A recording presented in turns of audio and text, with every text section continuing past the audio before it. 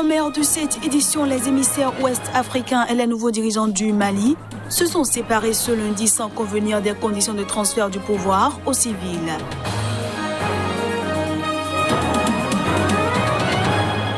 Le président ivoirien Alassane Ouattara a déposé ce lundi son dossier de candidature dans le cadre de l'élection présidentielle du 31 octobre prochain.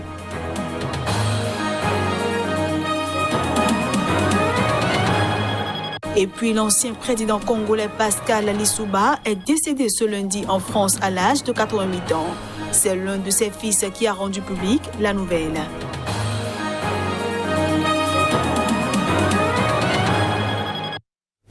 Voilà ainsi présenté l'ossature de cette édition. À toutes et à tous, bienvenue. Au Mali, pas d'accord entre la junte militaire au pouvoir et la délégation de la CEDEAO. Les émissaires ouest-africains et les nouveaux dirigeants du Mali se sont séparés ce lundi sans convenir des conditions de transfert du pouvoir aux civils.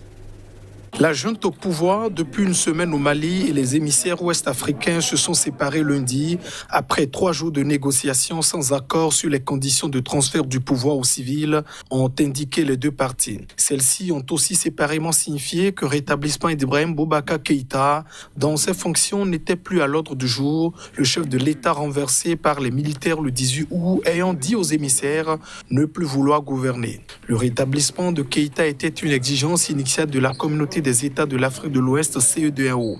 L'organisation régionale, inquiète des conséquences du putsch, a dépêché une délégation de haut niveau au Mali pour obtenir un retour immédiat à l'ordre constitutionnel. Depuis samedi, les militaires et la mission conduite par l'ancien président nigérien Goodluck Jonathan ont échangé leur point de vue sur la transition promise par la junte, a dit à la presse le porte-parole de cette dernière, le colonel Ismaël Ouagé. Il y a eu des discussions de part et d'autre, sachant qu'à ce stade, rien n'est arrêté, rien n'est décidé et que nous, à notre niveau, l'architecture finale de la transition sera discutée et définie entre nous, a-t-il expliqué. Nous nous sommes entendus sur un certain nombre de sujets, mais il y a certains sujets sur lesquels nous ne nous sommes pas entendus, a de son côté déclaré Goodluck Jonathan, le chef de la délégation. En Côte d'Ivoire, le candidat du RHDP déroule son agenda. Alassane Ouattara a déposé ce lundi son dossier de candidature dans le cadre de l'élection présidentielle du 31 octobre prochain. Il a appelé ses concitoyens à préserver la paix. 48 heures après son investiture par son parti, Alassane Ouattara a déposé son dossier de candidature. Le candidat du RHDP à l'élection présidentielle du 31 octobre prochain s'est rendu ce lundi au siège de la commission électorale indépendante à Abidjan. Je sais compter sur l'ensemble de mes concitoyens pour que cette élection soit apaisée et que les Ivoiriens puissent faire leur choix en toute tranquillité, dans la paix sans violence, a-t-il dit à la sortie de la CEI, encadré pour la plupart des membres du gouvernement. Nous nous soumettrons au verdict de nos concitoyens. Les citoyens se souviendront de notre bilan qui est un bilan exceptionnel ces 9 dernières années. J'ai une vision de stabilité, de sécurité, de paix et de bonheur pour les Ivoiriens, a-t-il conclu. L'annonce le 6 août que Ouattara briguerait un 3e mandat a provoqué des manifestations qui ont dégénéré en violence pendant 3 jours, faisant au moins 6 morts, une centaine de blessés et 1500 déplacés. Ce week-end, de nouvelles violences interethniques dans le sillage de son investiture par son parti ont fait au moins 2 morts à Divo, situé à 200 km d'Abidjan. La crainte de violences encore plus meurtrières à l'approche du scrutin du 31 octobre est forte, 10 ans après la crise née de la présidentielle 2010 qui a fait officiellement 3000 morts. De la Côte d'Ivoire, allons en République démocratique du Congo, où plusieurs milliers de personnes ont accueilli à Kinshasa l'opposant Martin Fayoulou. Ce dernier est entré dans son pays après 5 mois d'absence. De retour dans son pays après 5 mois d'absence, Martin Fayoulou, qui a été accueilli par plusieurs milliers de personnes à l'aéroport international de Ndjili, a appelé à des réformes en vue des élections anticipées en République démocratique du Congo, où des tensions ont éclaté il y a quelques mois au sein de la coalition au pouvoir. Mais je dis qu'à un moment donné, il faut que le peuple prenne sa responsabilité. Moi, j'ai pris ma responsabilité, celle de la vérité des urnes. Il y a vérité des urnes. Le plan de sortie de crise que le président élu, Martin Fayulu, a proposé, demandait l'élection de manière anticipée et même si cela n'est pas faisable, il a demandé de respecter le délai parce qu'en laissant perdurer l'illégitimité, le peuple va en souffrir. L'élection de manière anticipée. À la présidentielle de décembre 2018, Martin Fayulu avait revendiqué la victoire avec plus de 60% des suffrages. Mais la Commission électorale nationale indépendante, puis la Cour constitutionnelle, ont proclamé Félix Tshisekedi vainqueur du scrutin avec 38,5% des voix et Martin Fayulu deuxième avec 34%. Le candidat malheureux avait contesté ce résultat et accusé la CENI d'avoir fabriqué les résultats et dénoncé un putsch électoral orchestré par l'ex-président Joseph Kabila. On reste en République démocratique du Congo où un groupe responsable de massacres en Ituri a décrété un cessez-le-feu unilatéral. Malgré cette annonce, l'armée continue de suivre de près l'évolution de la situation sur le terrain par prudence. Un groupe responsable de massacres que l'ONU estime s'apparenter à des crimes contre l'humanité dans 2 territoires de l'Ituri, dans le nord-est de la République démocratique du Congo, a décrété un cessez-le-feu unilatéral.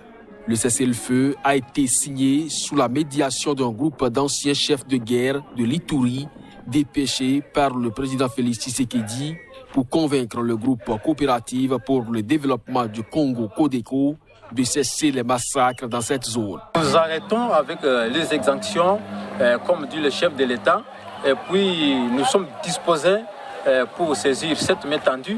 C'est pourquoi nous disons à nos éléments de respecter d'abord ce processus, d'être calme pendant que nous évoluons. Nous avions remis notre cahier de charge entre les mains de cette délégation qui va le ramener bientôt à Kinshasa auprès du président de la République. Nous avons obtenu un acte d'engagement unilatéral où ils ont accepté de continuer, parce qu'ils l'avaient déjà fait, de continuer avec le cessez-le-feu. Et ils se disent prêts à être à la disposition du gouvernement congolais. Je lance un appel solennel à son excellence de notre président de la République pour que lui prenne vraiment toutes les dispositions requises et que cette fois-ci, nous ne puissions plus échouer à cause des moyens. Malgré l'annonce de ce cessez-le-feu, l'armée continue de suivre de près l'évolution sur le terrain par prudence. Depuis décembre 2017, la région aurifère de l'Ituri a renoué avec les violences liées à un conflit pour le contrôle des terres qui oppose 2 communautés, les Lendou, majoritairement agriculteurs, et les Emma, éleveurs et commerçants. La milice Codeco prétend défendre les intérêts des membres de la communauté Lendou. D'après les Nations Unies, au moins 636 personnes ont été tuées dans ces violences au premier semestre 2020. Pour finir cette édition au Congo-Brazzaville, l'ancien président Pascal Lissouba est décédé ce lundi en France. Il était âgé de 88 ans et a dirigé le Congo de 1992 à 1997. C'est l'un de ses fils qui a rendu publique la nouvelle de son décès. Né le 15 novembre 1931 dans le sud-ouest du Congo, Pascal Lissouba était ingénieur agronome titulaire d'un doctorat en sciences naturelles obtenu en France en 1958. Il a occupé les fonctions de ministre de l'Agriculture sous le premier président du Congo indépendant, Fulbert Yulu, avant de devenir Premier ministre d'Alphonse Massamba Deba de 1965 à 1966. Fondateur de l'UPADC en 1991, Lissouba est élu président de la République en 1992 lors du premier scrutin pluraliste dans ce pays d'Afrique centrale.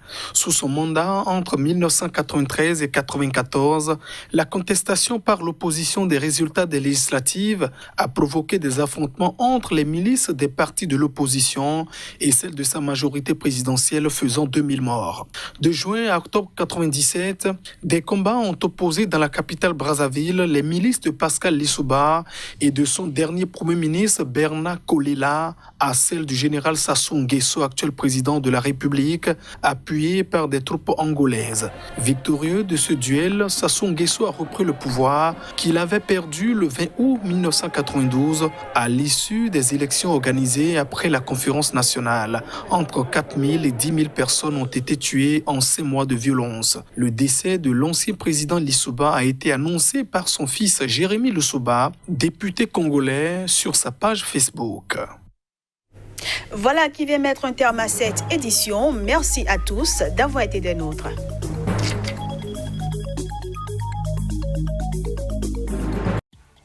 Voici enfin le vrai visage des informations d'un continent africain qui bouge. L'Afrique, continent de l'avenir. Les grands investisseurs vous diront qu'investir en Afrique, c'est investir pour un avenir radieux.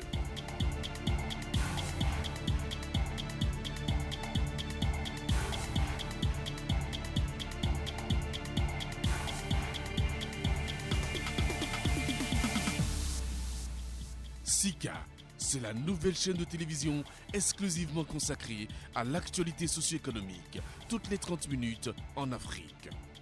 Sika, c'est la chaîne des grands investisseurs, de l'actualité des investissements et de l'évolution des affaires sur le continent.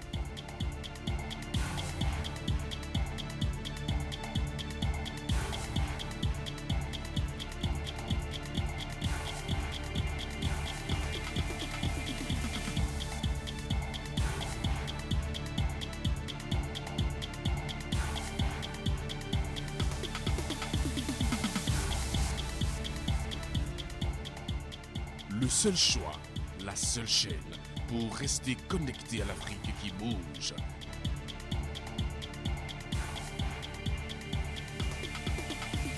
Sika, le vrai visage de l'actualité en Afrique.